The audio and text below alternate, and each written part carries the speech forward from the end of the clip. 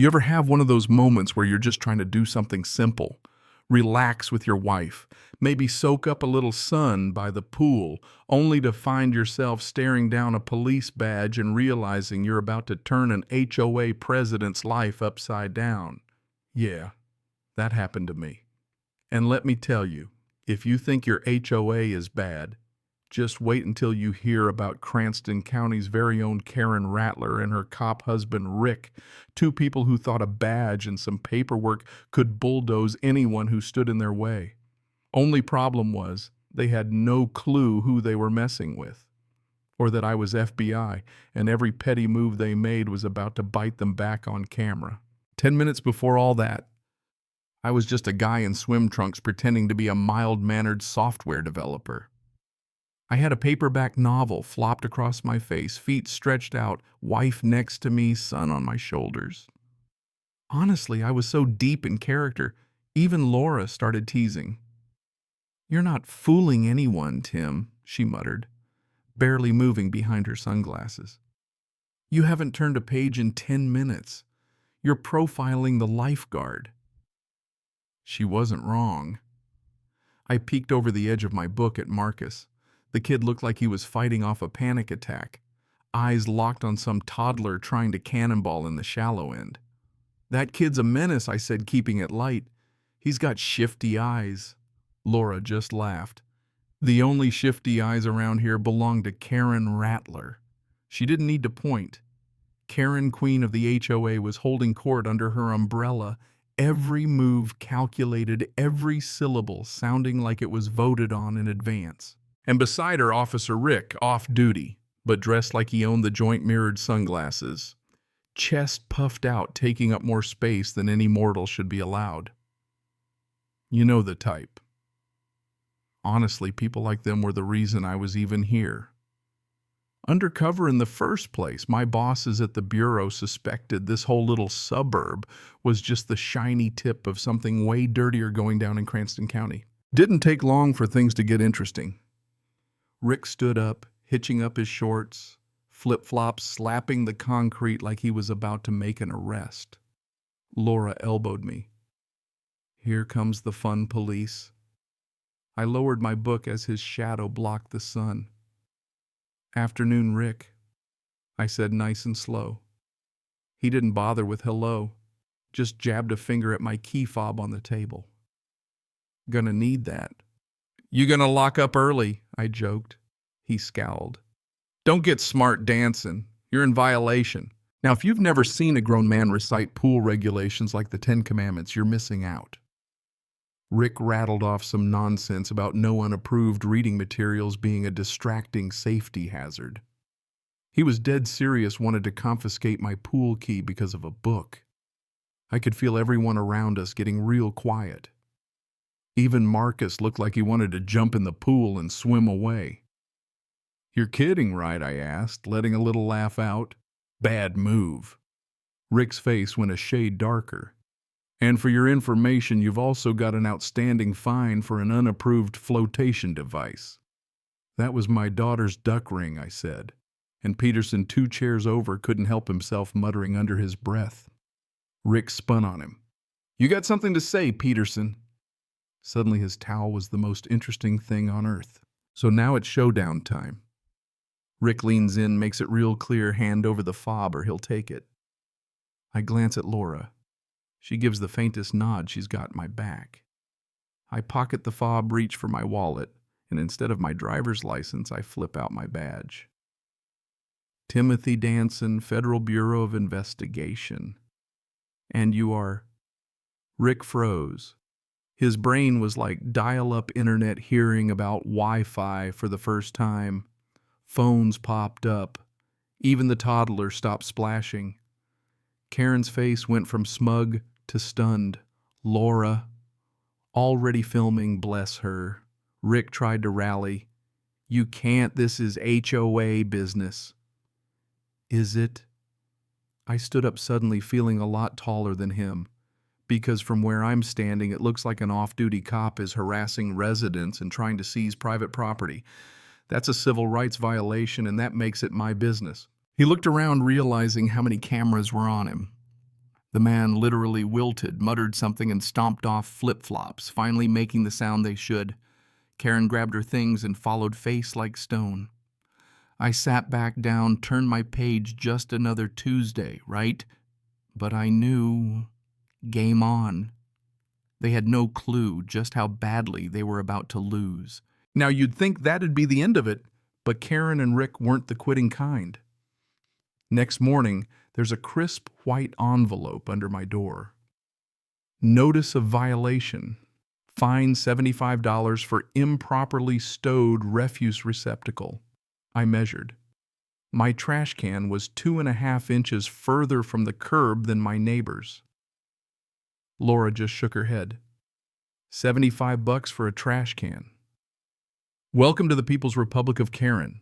It kept coming. $50 for an unseasonal flag, $100 for an unauthorized flamingo. They were bleeding us with paperwork. But if you ever wanted to know what's really happening in a neighborhood, you don't need tech. You need the local gossip. Enter Barb from Lot 14, heart of gold eyes everywhere.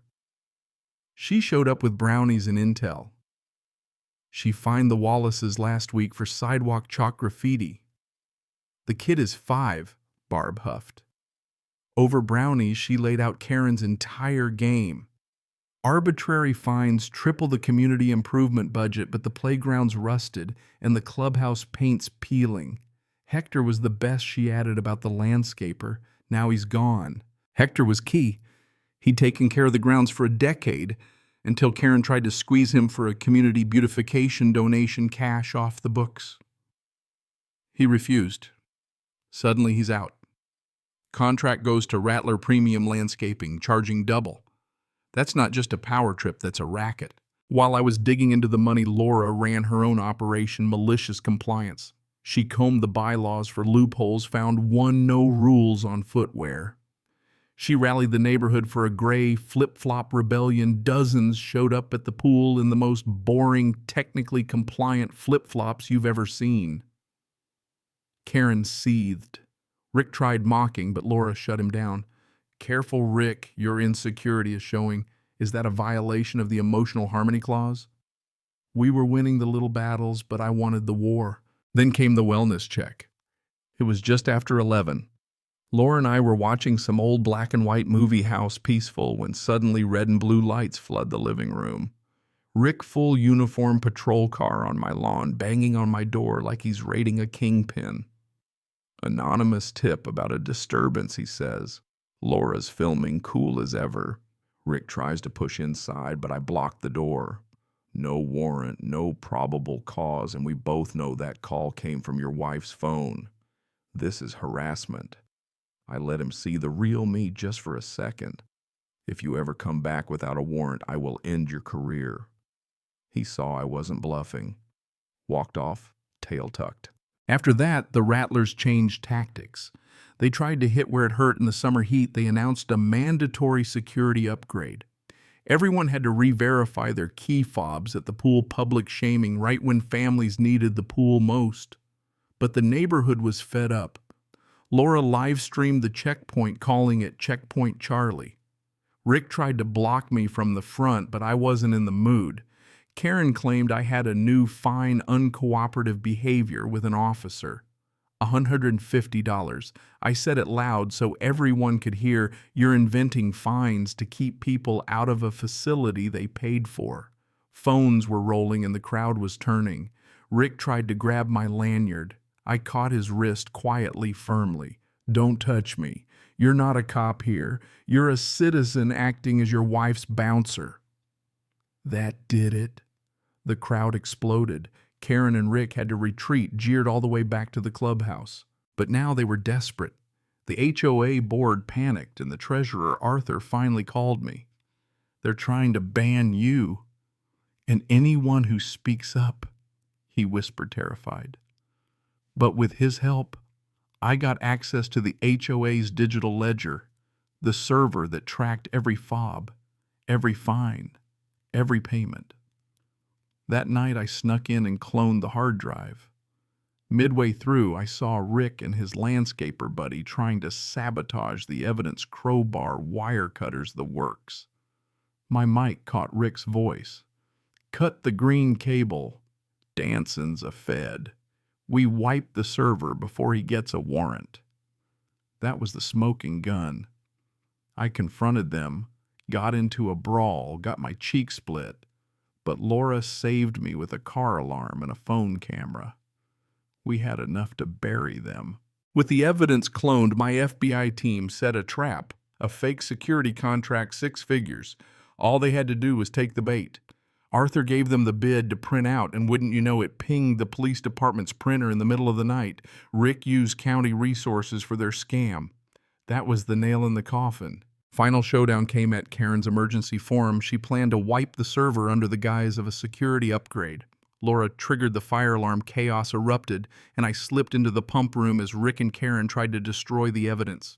Rick came at me with a pipe wrench, real cartoon stuff.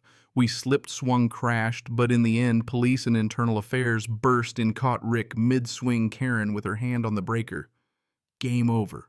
The next week, the clubhouse was packed. Prosecutors projected every forged invoice, every shady payment. Hector the landscaper got a standing ovation. Detective Miller laid out the charges: misuse of public property, conspiracy, assault. Arthur confessed, brought his own black ledger as the final nail.